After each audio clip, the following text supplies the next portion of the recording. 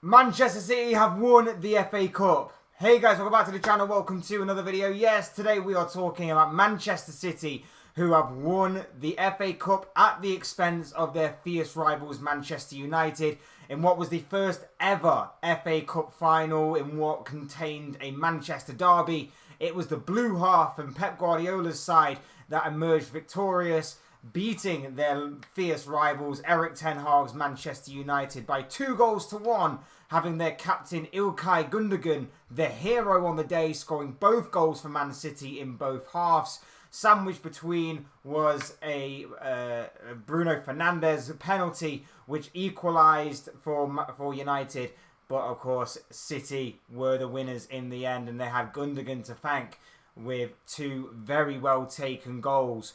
As far as what City are concerned, it's 2 down and 1 more to go. And I'd argue and say that next week's game against Inter Milan in the Champions League final is more important than what has happened with City these past couple of weeks in terms of winning the league yet again, 3 on the bounce, and another FA Cup to add to their collection. The Champions League where it matters most. This will put them with good momentum and something to carry on into that game with today's victory. We're going to be talking more about City's win, the FA Cup, the treble that is well and truly on for Pep Guardiola's side, and talking about the losers in Manchester United as well and where they go from here. But I would like to also say to you all, please like the video, subscribe if you're new, or want to see more content like this. Both things always and forever be greatly appreciated.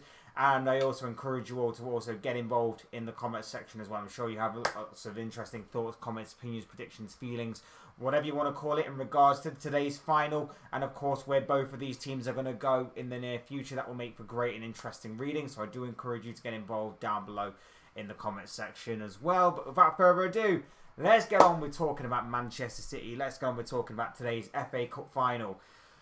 City obtain, win, lift, however you want to put it, their 7th FA Cup trophy. 2-1 at the hands of Manchester United. And I've got to say, it wasn't maybe the most scintillating game you're going to be watching. It wasn't the best from either side, really. It certainly wasn't the best that we've seen from Manchester City. But City managed to get the job done. And they flew right out the traps very early. They drew first blood very, very quickly. The quickest goal in FA Cup final history fell to Ilkay Gundogan. 15 seconds on the clock when he fired home a fierce volley that, of course, beat David De Gea, hit the back of the net, and City were off to an incredible flying start. And from there, you're kind of thinking, well, if City keep up this kind of form, it could be a long afternoon. It wasn't to be, really, because United did regroup. They were strong defensively. They didn't let the early goal get them down. They were strong. They were solid. They thwarted City on a few occasions. City had a lot of the possession. United were looking to try and hit them on the counter-attack a little bit. But then they grew more and more into the game, did United, as the half went on. And obviously got back into the game with a Bruno Fernandes penalty. Jack Grealish was judged to have handled the ball in the area. It looked a bit debatable. It looked like on another day, another referee would have not given it. But it was given on that day. It went to VAR. After a lengthy consultation, it was given. The spot kick was given in United's favour. Bruno Fernandes stepped up and very coolly converted from 12 yards. It was really a tale of the two captains, really, because obviously both captains got on the score sheet. In the second half, Gundogan, again, right on point. Obviously, there's been a lot made of speculation about his future going forward. He showed today more than any how important he is to this Manchester City side. He scores big and important goals when it matters most. He puts in huge performances when they mean it the most. He was on fire. He was on point today. And again, got the winning goal as it turned out. Midway through or just before the midway point within the second half, Gundogan struck a free kick, well worked to him at the edge of the area. His first time shot wasn't the cleanest with his left foot, but it was enough to deceive David De Gea and even he couldn't keep the ball out from the back of the net. A lot of people blaming De Gea on that one. Again, we could be seeing the last of him in a United shirt if obviously things go, if things take off big for United in a transfer window coming up this summer. A lot of question marks have been made about his ability in goal across this season in terms of the big moments. You look back at the Europa League and certain aspects of the Premier League as well. Maybe he could have done better. I still think it was a good shot from Gundogan, and I think it really shouldn't have gotten through the amount of players that it did, especially when it wasn't struck as cleanly, but it was enough to, like I say, deceive De Gea. De Bruyne had an opportunity that De Gea saved. De Gea was also on hand to deny Erling Haaland as well, whilst at the other end, Marcus Rashford fired over, and there was a bit of a goalmouth scramble in which City got a little bit fortunate that they saw the ball hit the top of the crossbar and out. It was a fairly good game when all things considered. It was a bit of a fierce contest in some places. Wasn't, like I say, I don't think footballing wise it was the most scintillating and high quality game you're going to be watching, but it was still very good to say the least. It wasn't like it was poor on either side. It was a very closely fought, contested game for a large part between two very contrasting sides that had a very different game plan, I'd say. But obviously City come out of this one on top, and City get their 7th FA Cup. They add that to the Premier League winners medal and the trophy that they've already collected in the domestic league already this season. But the big one, like I say, is going to be next week. Next week, Manchester City against Inter Milan, Champions League final in Istanbul. That's gonna be huge. That's gonna be massive for Pep Guardiola and for Manchester City, and that's the trophy that they desperately want more than most. They would easily swap, I think, the FA Cup and maybe even the Premier League for this season for that Champions League. In this case, they may get all three. They may get all three, and the treble is very much on for them going forward. And if they do manage to obtain it, that's going to be a phenomenal season. The treble winning season for Pep Guardiola is going to be a phenomenal season for Manchester City, for Pep Guardiola, equaling, coincidentally of course, United doing that in 1999. It's going to be phenomenal for them. The unfortunate part is they're going to have a parade for all three trophies that will probably see more people at one of my family members' funerals in attendance than probably their own fans in attendance for that. So that's going to be unfortunate for them. But no. All jokes aside, it's going to be a fantastic achievement for them if they manage to do it. But they've got Inter Milan standing in their way. And although, obviously, I'm going to wait until later on in the week to make my prediction and give a preview on how I think that game will go, I don't think it's going to be as easy or as foregone as maybe what a lot of people may think. So that's going to obviously be a tough test for Pep Guardiola, and obviously his side have got this mental block in the Champions League that they've got to overcome on next Saturday, of course. But they can enjoy the FA Cup for now. They can enjoy Ilkay Gundogan whilst he's still there, because like I say, he was fantastic on the day. Obviously got the 2 big goals needed to take Manchester City across the finish line. How many games has he got left? Well, he's seemingly on his way out of the door this summer. Obviously, I think City would love to keep him, and the overall consensus and news coming out of City is that they are going to try and do whatever they can to try and convince him to stay. But if he wants to seek a new challenge elsewhere, they will not stand in his way either. We already talked about interest from the likes of Arsenal and Barcelona. So enjoy him while he lasts, because, like I say, he's a very, very underrated player. And that first goal that he scored, the quickest goal in FA Cup final history, and what a goal it was at that.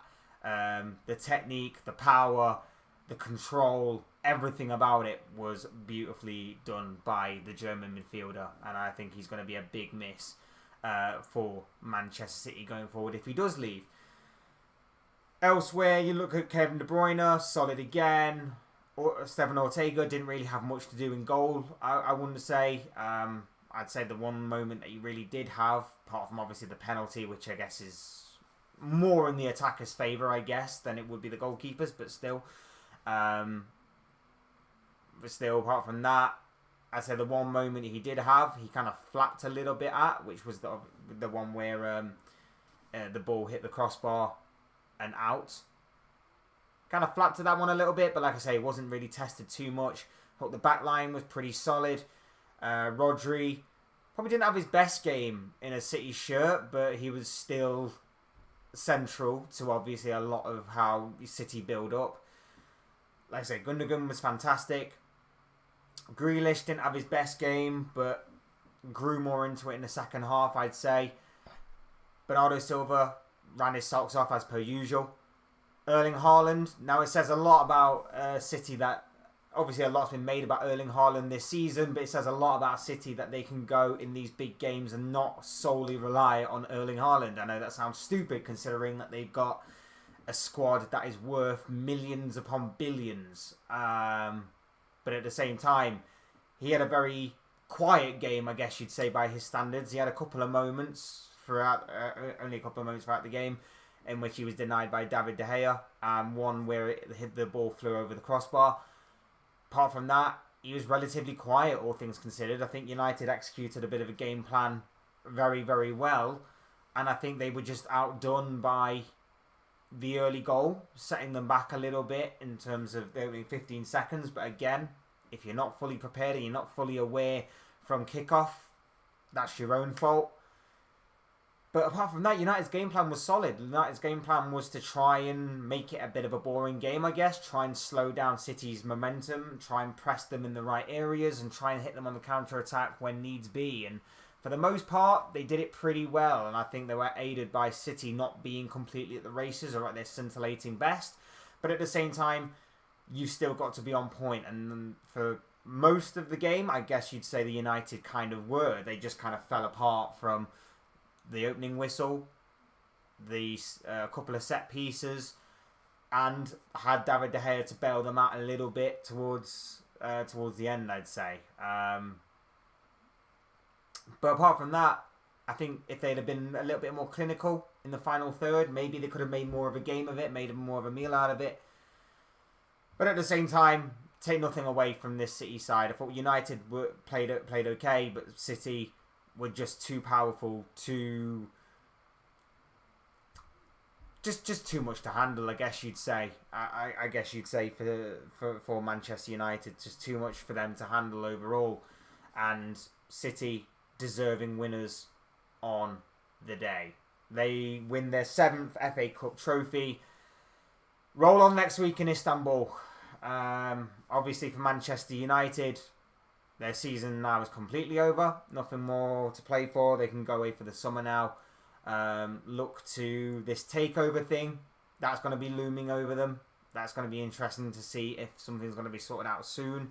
And I guess with the transfer window fast approaching and pretty much here as we speak, they need that takeover thing done quickly. And that's going to give them a real clear direction of how much they've got to spend and where they're going to be going this summer in terms of their plans, or putting the wheels in motion, should we say, for their plans for next season. It's going to be very intriguing because I think Erik ten Hag has very much overachieved this season, not just in terms of winning the Carabao Cup, getting to the final of the FA Cup, but also obtaining top 4 and Champions League football for next season. I don't think anybody would have predicted anything that United have done this season to have been done by him. So I think he does deserve plaudits and credit and recognition where it is due, and it is very much due with Manchester United and Erik ten Hag this season.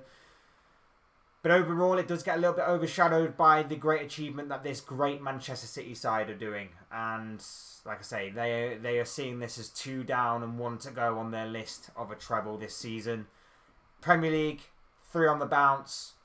FA Cup, 7th FA Cup trophy that they've lifted. Champions League next, you honestly wouldn't put it past them. And I think that if they don't beat this Inter Milan side next week, they're never going to win the Champions League. Unless, of course, one year they maybe face a Tottenham side who may fortunately slip and fall into the Champions League to begin with, and then slip and fall further into another Champions League final. So we'll see what happens. But again, congratulations to Manchester City, commiserations to Manchester United. Manchester City are your FA Cup champions, trophy winners for the 2022-23 season. The Premier League's down, the FA Cup's down, the domestic double is there. Can they add the treble? Can they add the Champions League to make it a treble? Only time will tell, and we'll be back here on Saturday with obviously the answer to that question. But of course, as I always say, those are just the thoughts, comments, opinions, predictions, feelings, whatever you want to call it, of this guy. I don't know what you guys think. What do you make of Manchester City winning the FA Cup today? I thought they did brilliantly well to obviously do that. I don't think it was the best that we've seen of them, but I thought they had enough to overpower Manchester United when it mattered most. What are your thoughts, your comments, opinions, predictions, feelings, whatever you want to call it, on Manchester United, on Manchester City, on the game itself, the FA Cup itself, and of course City's future, even United's future, I guess, but City's future in terms of that Champions League final coming up on Saturday against Inter Milan? I'd love to know your thoughts, your comments, opinions, predictions, feelings, whatever you want to call it, down below in the comment section, and all of that good stuff, because I'm sure it'll all make for interesting and great reading. Otherwise, hit the like button on the way up, enjoy the video, subscribe if you're new or want to see more content like this. Both things are always incredibly greatly appreciated. And as always, thank you all so much for watching and listening. I've been Fletch. This has been another Fletch Talks video. Once again, congratulations to Manchester City, and I will see and speak to you all again soon in another video.